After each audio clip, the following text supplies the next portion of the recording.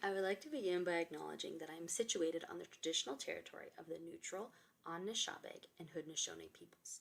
This ceded land is covered by the Haldeman Tract, land granted to the Haudenosaunee of the Six Nations of the Grand River after their contribution to the British during the American Revolutionary War.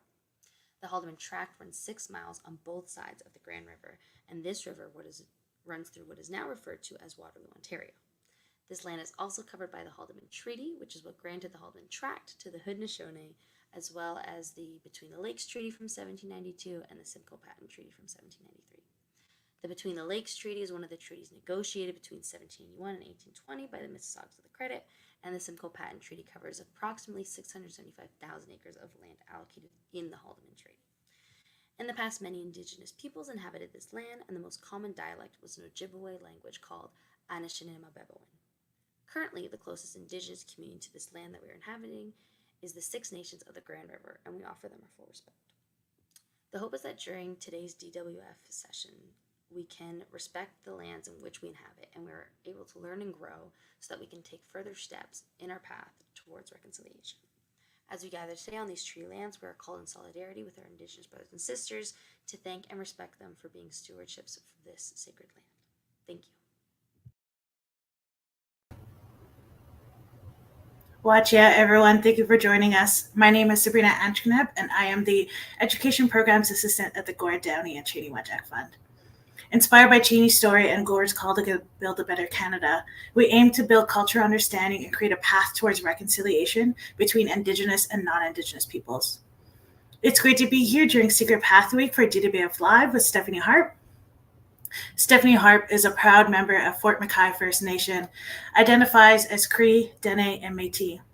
She is an international advocate for murdered or missing and exploited Indigenous peoples, MMEIP, survivor of every horrific statistic and family member who was a part of the public testimonials for the National Inquiry. She has been a keynote speaker for the United Nations, traveled to 75 Indigenous communities and Métis settlements across Turtle Island, and hosted MMEIP support groups for 3 years. She has completed 2 provincial action plans for Alberta for the National Action Plan, supported grassroots works with oppressed people on human rights, safety and security, and has developed 16 topics for wellness and safety super clinics and lived experience coaching. We encourage you to check out her TED Talk titled Indigenous Suffering and Survival to Success. She is the daughter of murdered mother and a niece of the historical chief of Fort McKay First Nation. Today she will talk about the International Day of the Girl Child with an Indigenous lens. So Stephanie, welcome, and miigwech for joining us today. Hi, Masicho. It's just so beautiful to be here with you all today. It's very important to be having these conversations, and after Orange Shirt Day, every day is Orange Shirt Day. Let's just talk about that until we get all the children home.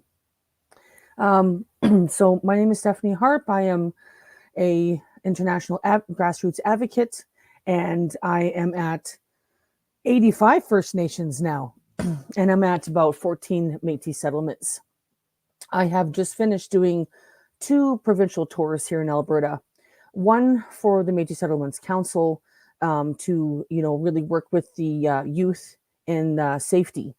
With human trafficking being one of the fastest growing crimes in Canada, it's really important that we talk truth of what's really going on out there. And being the International Day of the Girl Child, we have a lot going on with our girls here in our country called Canada. And it's really important that we engage in these conversations, especially in the schools and in the public, and everyone is heard. And so I'm hoping to hear from you today. So with my work, the last tour that I just finished off was not in my city.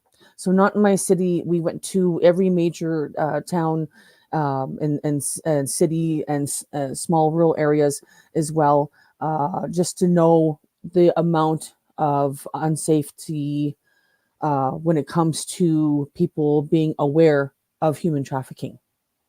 And so we did that, and it was very, very amazing to learn a lot of the truth.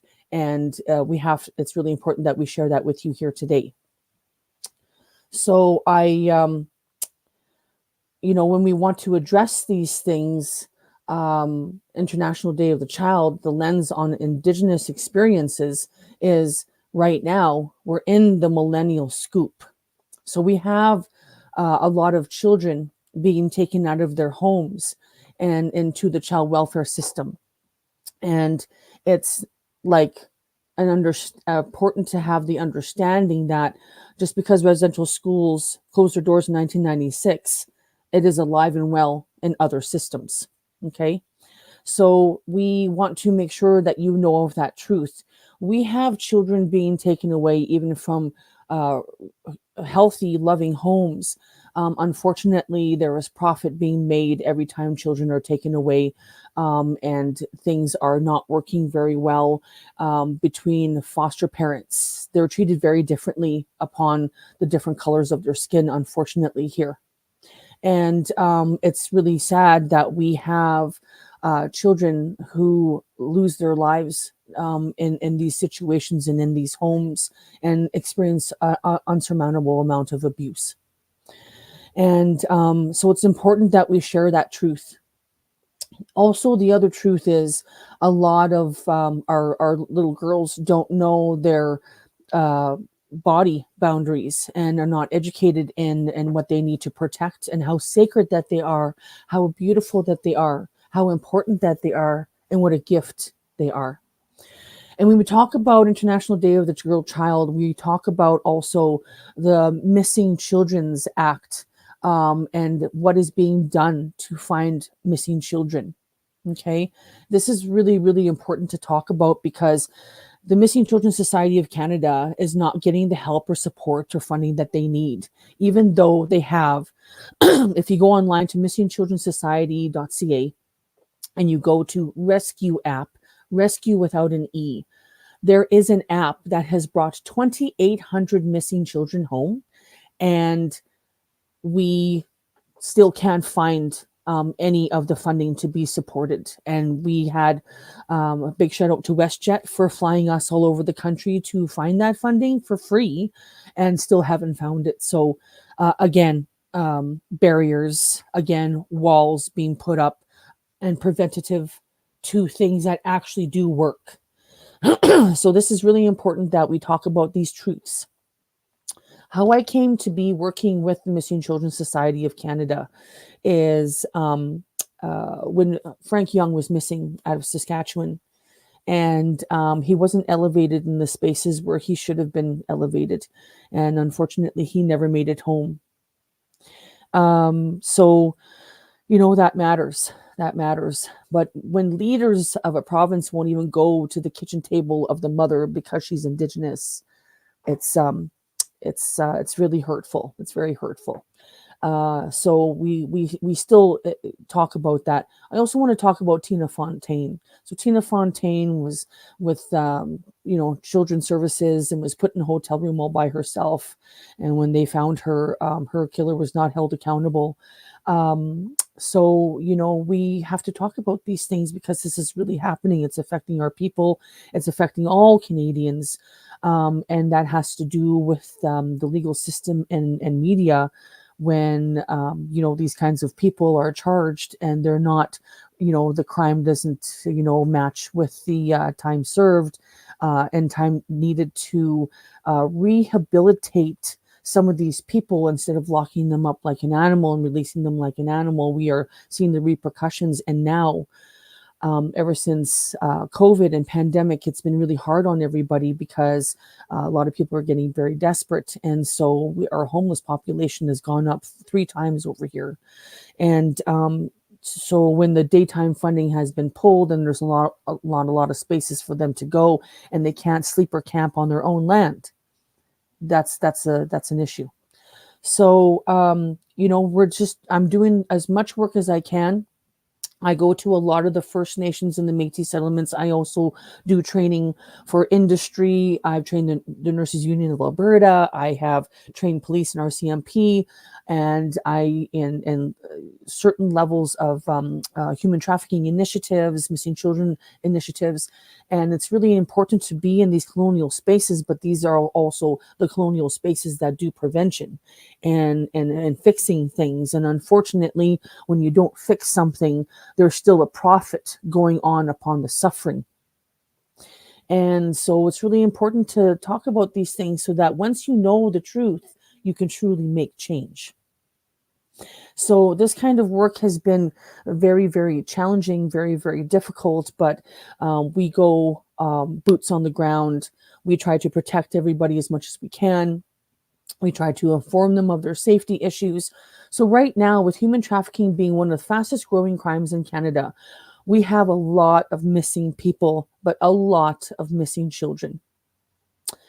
Every 8 seconds, someone goes missing in the United States. We are not at that level yet, but it is getting quite scary. And human trafficking is a traveling crime. So gas stations, airports, hotels, and the highway stops, all these kinds of things. It's important to watch and be careful that you're looking into the eyes of children and that they're safe. Their bodies and their eye contact will tell you differently. So Aboriginal Alert is a national website to show the amount of missing Indigenous peoples. And, when we have young people being very, very unsafe, especially online, which we'll get to in a moment, it's important that, when we talk about these hard subjects, that we also give them hope, that we also let them know that we do have a lot of people that do care. We have a lot of people shifting into that area of wanting to be a part of this, of wanting to help. And so it's really, really important. Now that children have their iPads and they have phones and they have laptops, you have to be very, very careful that you don't give your private and personal information online. You have to protect your identity online. And we also don't want online shallow identity, really affecting the worth or the self-image or the self-esteem of our girls. Okay. So you have to remember that you're beautiful and that you're powerful, but we have to take back our power in safety. Okay. So a lot of these apps that a lot of children have are not set up for communication. It is more set up for people who are grooming and luring and trying to blackmail, young people, even children, and luring them online. Never, ever, ever post pictures of yourself and videos of yourself. You have to be very, very careful because of technology, of what they can do with your identity and your photos online. You have to be very, very careful what they're doing. And then people presenting themselves as children when it's not a child talking to you, it's actually an adult, or it's actually a few people, or it's actually a human trafficking team wanting to lure, groom, and take. Okay, so these kinds of things are happening across Canada, and it's really important that we share that with children. So some of these apps are not safe. Snapchat is not safe. A lot of these things that they have, and I really, really would love for parents to sit down with your child and do the research online. If they're online, you need to do the research online. Sit down with your child and show them how unsafe these things are and what they're supposed to be talking about when they're online with other people. And you never meet anybody online, ever. You never do. But we do have children that do that, and it's just very, very scary. So we need you to be aware. Also, it's really good for children and their parents and their family to just know basic self-defense. How you can protect yourself if you had to. Okay. So being prepared in these situations. Okay. And actually having a safety word that says, okay, if there were ever an emergency, this is a safety word. if we couldn't come get you, someone else would come and pick you up. And this is the safety word that you would give them. The child has to pick out the safety word because they have to remember it. Okay. So also they have to keep it a secret. It's a safety secret. This is not a secret that can hurt. This is a secret that can save. Okay, so it's really important to do that in your home. Now, depending on the level of safety in your home, it's always good to have a safety plan as well. Okay, so in case any kind of emergency come up, that your child would know what to do. If the child's home alone and they know what to do and to be safe, and to communicate, very, very important nowadays. Very, very important. We're in an overpopulated world where mental health is an issue. So out of the 5 people you meet, we just don't know which one is unsafe. It's really important that we talk about these things because this is the truth. This is what children are going through. And being online just connects you even further and further with more and more dangerous strangers and people. Okay. So we travel a lot and we talk to kids about having little safety keychains. Okay, so this is a little 3D printed little owl. It's a cute little owl, right? And it has a metal whistle. So the plastic whistles aren't very loud. We want to make sure that you have a metal whistle. And the pom-pom is just to reach out into your bag to grab it in case of emergencies. So the pom-pom does have a function. But this little keychain could also be used if needed to protect yourself. Okay, so anybody that does 3D printing should get into the business of doing safety keychains for children and young people. Okay, so it's really important. And so this is just a small basic one, but we also have the ultimate one here, so it's got everything on here. All right, so but this is the most important thing. See, this is a safety keychain alarm.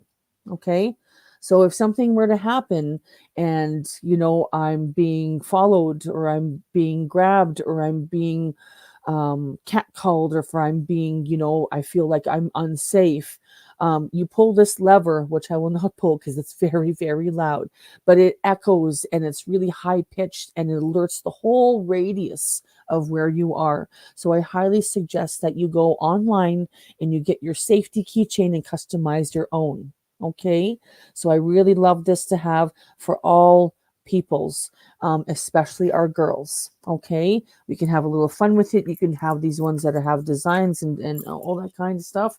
And it's this is necessary and this is needed. Okay, so it's something that we have to talk about out there, and knowing our body and our boundaries and how sacred that we are, and having those talks with someone, if the talks ain't being had, that you seek that out, and that we have wonderful people in the schools, we have wonderful workers and counselors and things like that, and always know that if you need someone to talk to, you go to Kids Help Phone, and you can even text. It's really important that you reach out and communicate, because we don't have enough children doing that. You have a voice, you have a story, you have something to share. You are a gift that if you need to talk to somebody, you need to really reach out your hand and say, I need help. This is beautiful, this is important, and this is strong when you do that. Okay, a lot of kids seem to be in their shell and just don't think they have that voice. Some people are not believed, these kinds of things. So I think it's really important that we talk about these things, and this also has to start at home. And it so we have less and less of these stories reaching out to where we don't know where a lot of people are.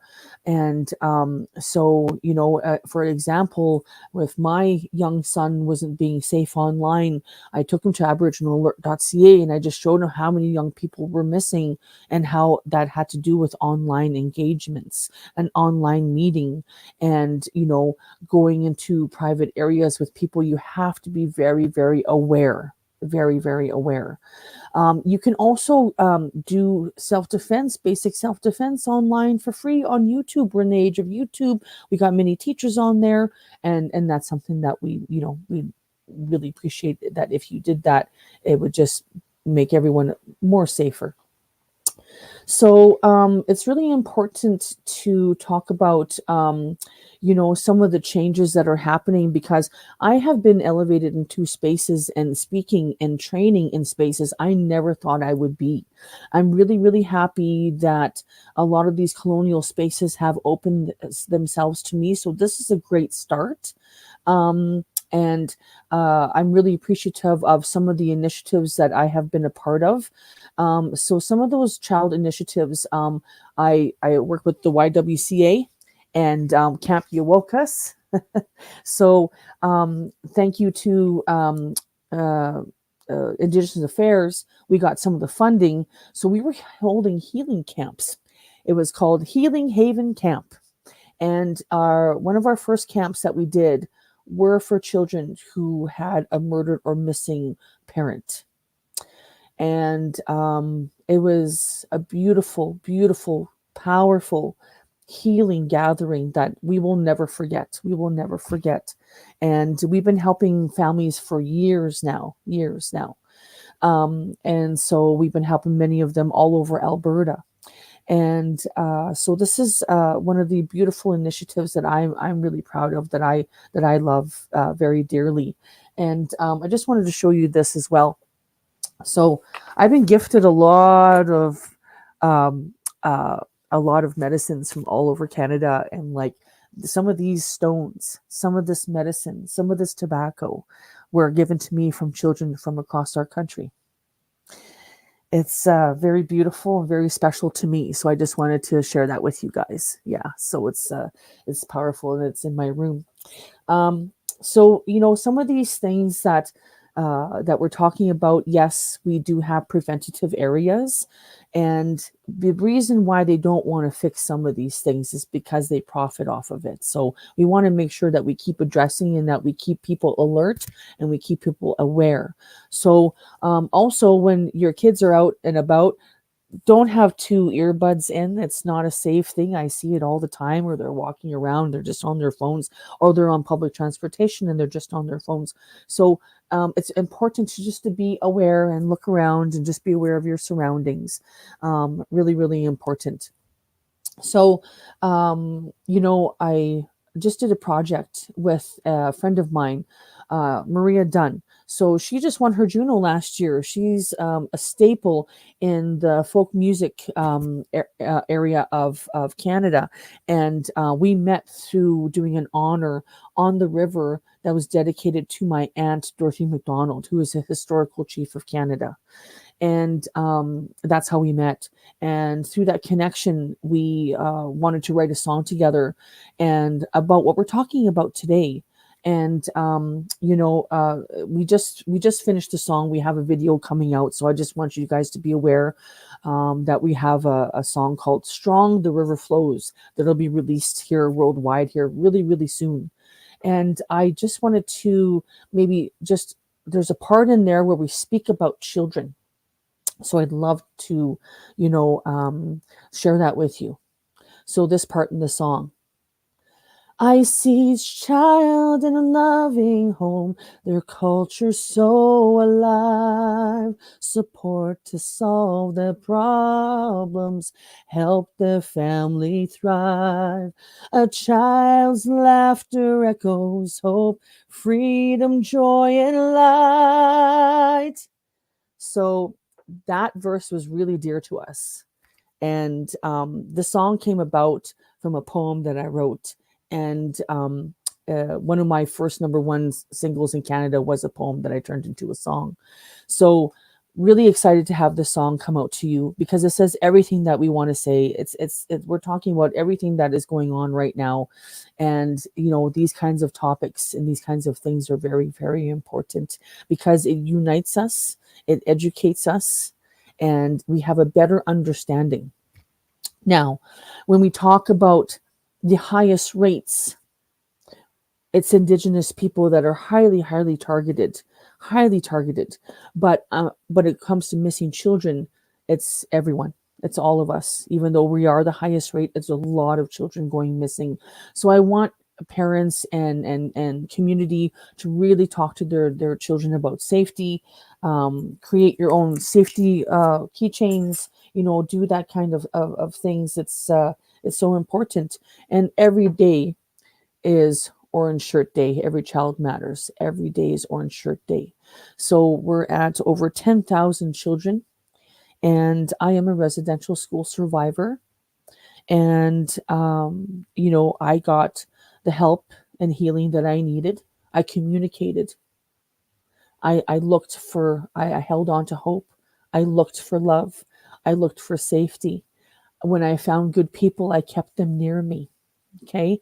So it's just really important that you are worth the work. You are worth to express yourself. You have a voice. You have something to share. You are very, very sacred. You are very, very important. I can't stress it enough, because many of our kids don't think that way. And those that do share that love, right? The other thing too is wearing pink, is anti-bullying and lateral violence. The way that kids are treating each other in schools, I think really needs to be voiced out and needs to be addressed, and that we give them more ways of handling confrontation, handling gossip, handling all these things, because when it comes right down to it, that we need each other more than ever right now. Okay, with everything happening in the world, we need each other for life. It is very, very alarming of all these things that are happening, but love will lead it all, and that's what we have to do. So the other thing too is the next thing, after all the children that are found in the ground are hopefully brought home, but it's going to be hard to do that because there are many places that are rural areas where children were found. There are unmarked graves. There are all these things that are a part of that, but also searching the landfill is important. So, after all the children are found, we're hoping that, that's a next great step to talk about. And you have to understand that, there are people in the landfills, and a young woman was found, and we just want to make sure that we honor that, and that we care about them. Wherever our people are, we care. And so the other thing too is what we wanted to, talk about more was with the healing camps and the support groups and all those kinds of things that we've been doing and educating and just giving this truth. We have a lot of people really taking back their power and taking back their place, which has been amazing, amazing to see. We have been healing a lot of families, bringing them together, keeping the safety of children to the utmost need. Okay. And so, talking about what's really happening out there, but I think the online safety is the greatest thing to talk about. Okay. And how screen time can affect a child's psyche, can affect their minds, can affect their soul, can affect their spirit and how they see themselves. So it's really important to have your screen time timed out. Like, you only have your screen time for so much of the day, and be present in the moment, be present in life. Okay. And have a good healthy balance in that. Really, really important. Okay, because it's really affecting the mental health of our children right now. All right. And watch what you watch. Parents, watch what they watch. And and I always tell this, children don't get the privilege of privacy if you do not know all the safety and risks, and what you have with the powerful phone, or how that connects you to other people. Really important to talk about these things. Okay. So it's been amazing doing a lot of this work, and I see positive things. When I'm out and about, I get these smiles, I get these questions. Oh, look at your skirt. I love your earrings. Where did you get that? And beaded this, and, identity that. And, that's what I wanted to see. And I think initiatives like this is very, really, really important, so that we have this, platform to be doing this and to connect with each other. So for calls to action, it's really, really important that everyone does petitions if they see injustice, if they show up for us at our rallies, at our marches. Here in Edmonton, we have the Stolen Brothers and Sisters Action Movement. And April Eve and all the community around there have celebrated 20 years. We just celebrated 20 years. I've been doing this work for 14 years, and my sister April has been doing this work for 20 years, over 20 years. And I'm really, really excited to see what has to go on ahead of time. And even when certain times when we couldn't get together, we still did vehicle convoys. We were still online. We were still doing all these things. And it's really important that you show up. It's really important that you write your MLA, that you demand from governments and all levels that are doing preventative things to make sure that we all have the same freedoms, that we all have the same rights, human rights, that we all have our voices heard. But we really do need a lot of all Canadians to come together as we are the highest rate of everything awful. We do need your support and understanding. So it's really important that you get educated in our truth. And people like myself and many, many, many others are here to share that with you, and making sure that we do have these conversations. And it seems to be online that we have the most reach. So I really appreciate the time that we're having here today and that we're having this engagement. So the other thing too is I wanted to share this with you. So this is the unity pin of the First Nations people. I'm really excited to tell you that we have people in the Métis communities working on it, the Inuit community working on theirs, and it's just so important to show this. So this is the blue jean jacket, and that represents the men and boys, the red dress for the women and girls, and our pride colors for our LGBTQIA2S plus P community, our gender diverse, beautiful people. And then we have our orange moccasins, even with a little bit of fringe on the side. We have the orange moccasins here to represent the children in the ground and that were found. Okay, so this is called the unity pin, and it's no one left behind, that we're all together, that we all move forward, and that we rid of lateral violence, and that we make sure that we have our most loving, responsible, educated people to share truth. Okay, so this is a beautiful, positive thing. Also, this is a beautiful little glass red dress that was sent to me and encased around with silver. This was sent to me from Great Britain. So this was sent to me after I did one of my keynotes for the world in 2017 in Banff. So, this is really important to me. It's very significant to me. And my mother, Ruby Ann McDonald, whose life was taken here in Edmonton, 1999. I have a larger one with her name engraved in it, wrapped in willow wood. It's just beautiful, just gorgeous. So I just want to thank you, Simon, for Cowell for giving this to us. I just really, really appreciate that. He's in Great Britain. He's an amazing ally. He does a lot of art. He's a truck driver, and he's seen a lot. And he just wanted to show his support in a beautiful, positive way.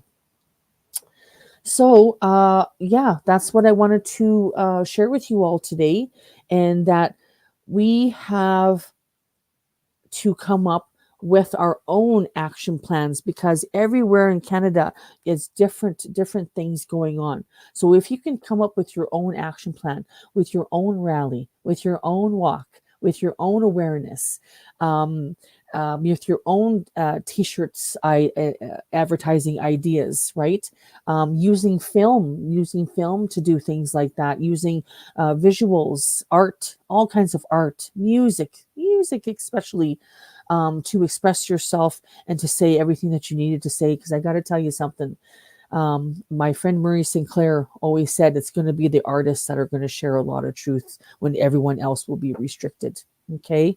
And so, that's important to emphasize the importance of allyship, the importance of education, the importance of grassroots advocacy, and the importance of love. Because no matter what's going to go on here, love is always the most powerful thing. It will lead the way, right? And so I just wanted to thank you all for having me here today. And just remember, we all have a raging fire within us. Just share your warmth and watch everything beautiful in the world thrive. Hi, hi, masicho. Thank you.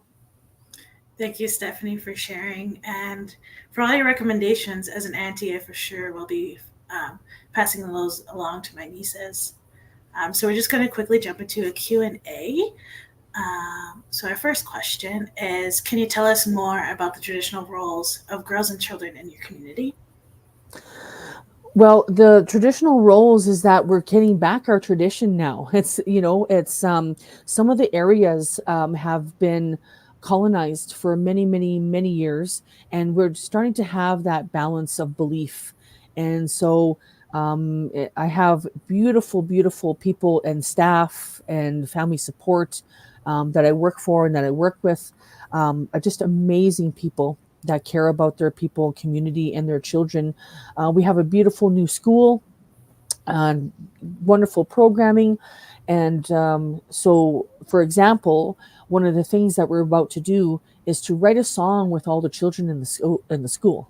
So we're really excited about that, myself and the music teacher. So that's something that we're going to do. And then they're on the land as well, and they're doing traditional foods.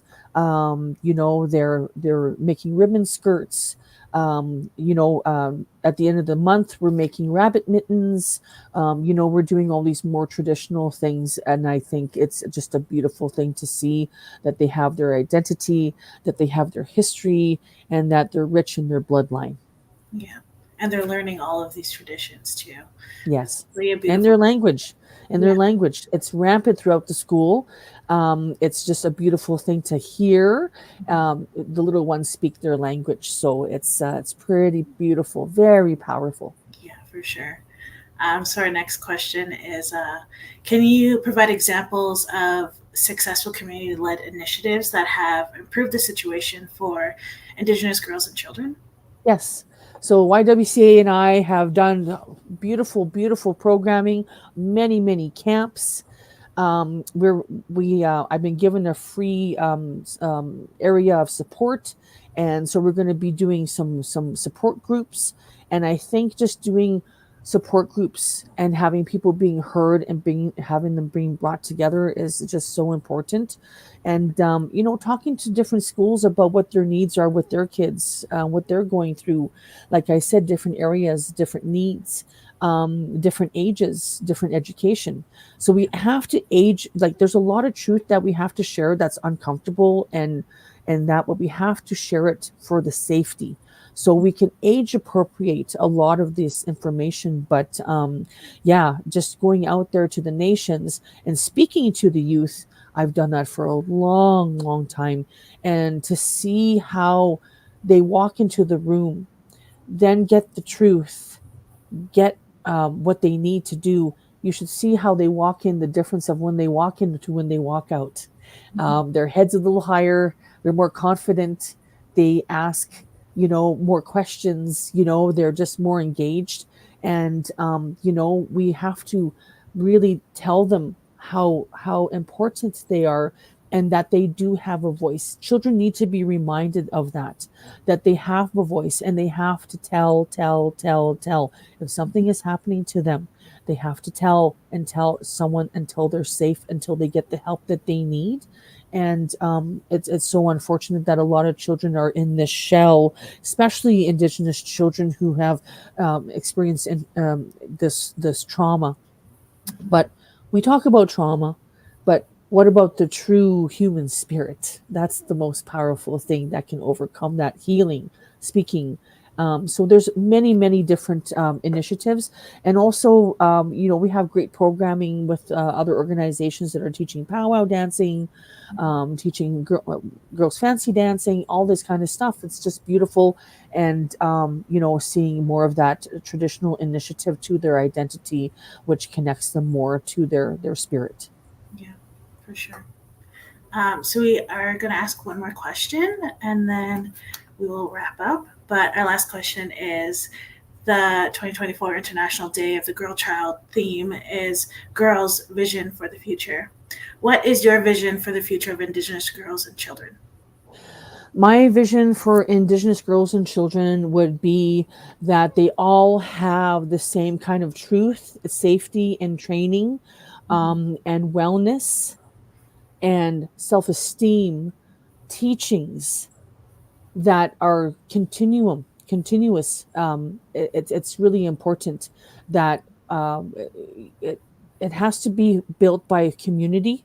It has to start in the home. I'm hoping that a lot more parents will find their place of peace and their piece of healing, so that when the parents love themselves, they can love everybody in the home. That's my vision for the future, is to heal all those adults so that they can properly love and educate and keep their children safe. And my hope is to have more of these levels of government, with the Missing Children's Act, Missing Children's Society of Canada getting all the funding and help that they need, because they actually work. When these initiatives actually work, that they're properly supported, that they're properly funded, and also to make funding more available to all these initiatives that could help heal. We need more of that, but there are specific places where transportation is an issue. Even sometimes they're in dead areas. They don't have online. Sometimes the communities don't have a tower. Sometimes there's all these preventatives. I want all those preventatives addressed and all of them solved, so that we can just get all of this love and all of this healing and all this truth and education to them, so that we can rebuild the broken child into the brilliant, beautiful soul and spirit that they've always are meant to be, and get back to the true human mind and having our minds and our hearts fully connected, so that we can move forward and have more safety in this country, because it's it's important to talk about, and that these kids are properly aware of their safety, and that everyone is communicating and digging in their phones and knowing who they're speaking to, knowing where they're going, knowing all this stuff, and that the ones that are alone are not alone. Yeah. That's the most important one, is the one that are alone are no longer alone, and we find them and we help them and we reel them into community. Mm-hmm. For sure. Well, thank you, Stephanie. This was a great DWF Live, and I want to thank everyone else who tuned in today. You can head over to downeywenjack.ca/DWF Live for a list of our upcoming sessions and to look back at past sessions too. So again, thank you, Stephanie, and I hope everyone has a great day. Thank you. Masicho.